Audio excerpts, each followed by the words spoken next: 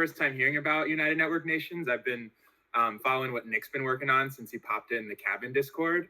And big fan, love everything you talked about. I'm listening with my mom and my partner Zoya in the background, and we've been like snapping our fingers. And, way to go. I especially love the focus on the bottom half of the period, because what I've found from working full-time in Web3 and being in a bunch of different network states trying to be involved is that I find most of them really catering towards the people at the top, with kind of this assumption that like we need to figure out how to become financially sustainable first, networking within those circles, to then go and drive impact beyond.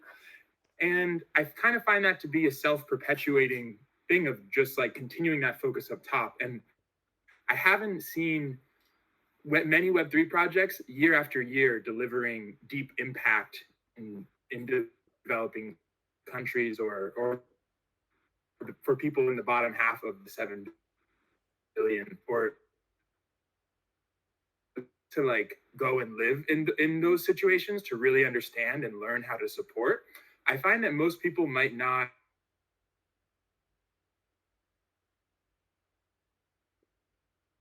capital. I started employing a part-time developer and content creator, and it's been amazing for their like livelihoods to be changed just in who I chose to source my work from. But I haven't had to go live there yet, and now they're actually in the Philippines, and we have these like random chats.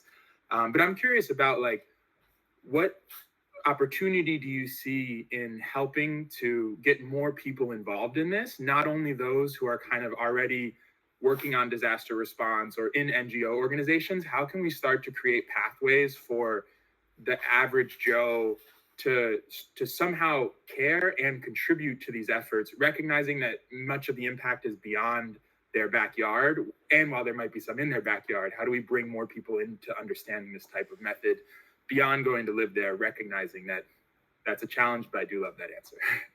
All right, so there's 2 points: is the integration versus segregation question, and then there's the how do we get people involved, how do we unite, how do we create vectors of involvement and create a movement out of this. So the first question is, I think that the permaculture design principles from Bill Mollison still represent the best systems design thinking model out there. 99% of people talk about permaculture in terms of agriculture and permanent agriculture, because that's where the term permanent culture comes from. Permanent agriculture, boom. But after talking about that for about a decade, they realized that what they were talking about was permanent culture. Now, I don't know many practitioners of permaculture who apply permaculture thinking in startups and in the UN and in disaster response and in software design. But for me, those 12 principles are beautiful. And I've used them to kind of craft my own version of, for lack of a better term, permanent regenerative aid. How do we come in disaster and leave a permanent set of solutions for everyone so that we never have to go back in a disaster? Because I think that should be the goal. But so I'd say there's 12 principles, one of which is integration rather than segregation. So if we want to understand how nature, so permaculture again being the law of how nature works or how to design systems according to natural rules. There's so many different definitions. But one of them being integration rather than segregation. When you are segregated, you are less efficient. It's not natural. There is no segregation in nature. Everything is interwoven. So, if you're wealthy and you want to, learn more about what it's like to live in a developed country, just go and get a decent condo in like a decent but not great area and like make local friends and start hanging out at local bars and instead of going like digital nomad or backpacker, just go local. And sure, it's not for everyone. It's not for everyone, and lots of people have kids and jobs, and the idea of going to live in the Philippines or Cambodia for 2 years is wild, right? But I'm just saying, if you are dedicating your life to network states and the future of this planet, and you don't understand how the other 7 billion people live, you should learn. Like, it's really that simple. If you don't understand how the other half, but not the other half, the global majority live, then that's a massive gap in your own education. And you should self-reflect on that gap and figure out how to close that gap.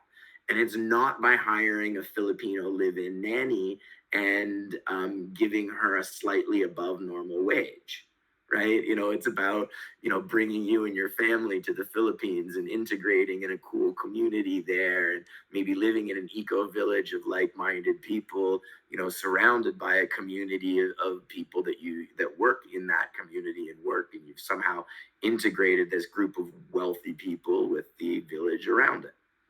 That's a great way to learn. That's how I learned 11 years ago when I went to live in Maya.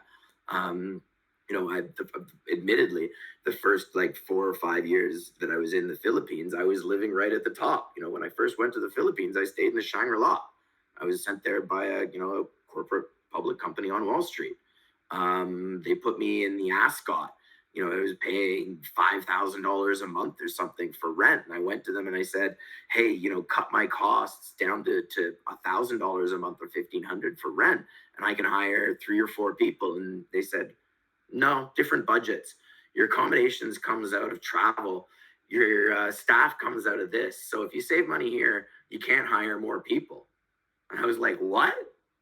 So my accommodations in the Shangri-La and the Ascot were not part of my P&L internally. So why go down from 6,000 to 5? But I did, and I went down, instead of from 5,000 a month or whatever crazy they were spending to 1,500. But eventually I actually learned that I could live for an apartment for $500 a month is a pretty nice place in Manila. At least it was back then. And then I went deeper and lived in Maya and realized that, if I have solar panels and a garden, $100 a month is awesome, because $100 a month is 1 or 2 trips into town, a burger and beer and some, toothpaste and, some soy sauce and whatever I don't, make on the farm. So if you want to learn, if you're trying to solve a problem for an audience that you don't understand, just try and learn. I hope that helps answer. Yeah, thank you. I'm still curious. I think about, I don't know, the sad commercials. The vector of change. The second, how do we unite people? How do we bring people together? That's a fascinating question. I think the Web3 world also helps provide that answer, because I believe there are. I'm in some Discords, Web3 Discords with 300,000 people in it building. I assume they're building or something. I don't know what they're building, but I don't see any useful apps for most people that I know. So I'm pretty sure that if we find the appropriate funnel, we're going to find a lot of people up here who want to help and don't know how. That was the lesson that I learned from OpenStreetMap. Probably most people here have never heard of the humanitarian OpenStreetMap team. But go to tasks.hotosm.org, and within a few minutes, you can register as a volunteer, take some training, and you can learn how to map remote areas in developing countries that no one has ever put on the map. And sure, maybe some of the roads are on the map, but the little villages aren't there. So there's a ton, you maybe got the basics, but you can enrich that map.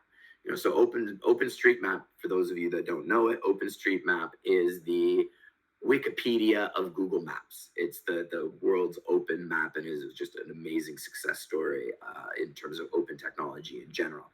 But the humanitarian overlay on it is also very cool, because in disasters, they can literally organize 10,000 simultaneous mappers and get 100 simultaneous mapathons going at the same time, because it's very accessible, right? So how do we replicate that in Web3?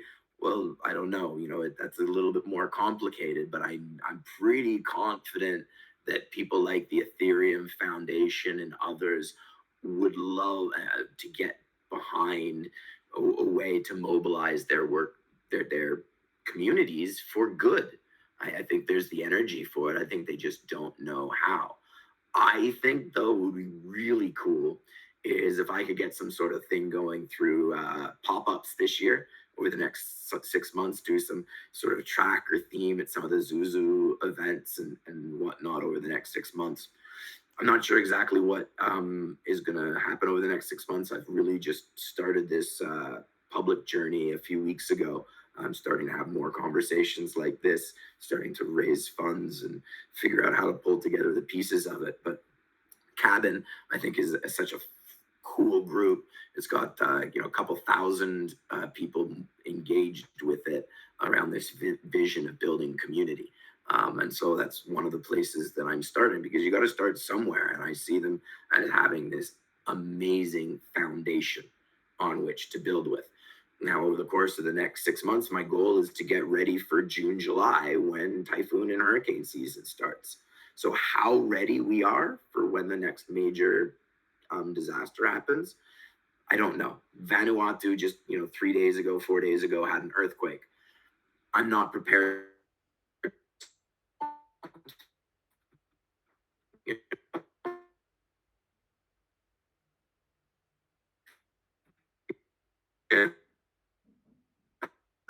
In and said that the Maltese network state, aka the Maltese Knights, gave her this as a gift. So, to answer the question whether religions are the most powerful network state blueprints, probably yes, because they have great merchandise here. It's made for Malta. Anyway, continue. And I just actually on that note, not just religions, you also have the secret societies. You've got the Masons. You've got everything from like the Masons to the Boy Scouts to the Red Cross. You do have many different types of global networks that exist that are proto-network states. I could list off hundreds that exist. They just don't use technology to coordinate, and they don't integrate with Web3. But yeah, I think we can create a cool funnel this year of some sort, what that looks like. My hope is, over the next 6 months to work with Cabin, build some really cool stuff with their team, work on community, with my goal is somehow pulling together the best disaster response capacity to help in the next hurricane season. And I'm hoping, people in this community, people who see this video will reach out to me about that idea of unity and disaster response and see how they could contribute. I'm building some interest here, and once we've got some interest and some movement here, that's when I can go take it to some of the players at the UN that I've worked with and say, look, here are the ideas. So right now, I'm approaching this as a gardener. I mean, that's the best way I describe it.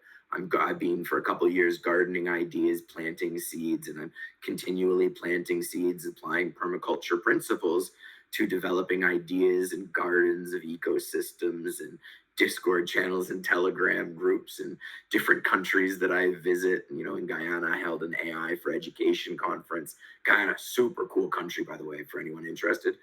Fastest growing economy in the world, second highest preserved land cover in terms of preserved rainforest, and one of the coolest prime ministers in the world in Ephraim Ali. Everyone should be paying attention to Guyana and Ephraim Ali if they're not. Yeah, thank you.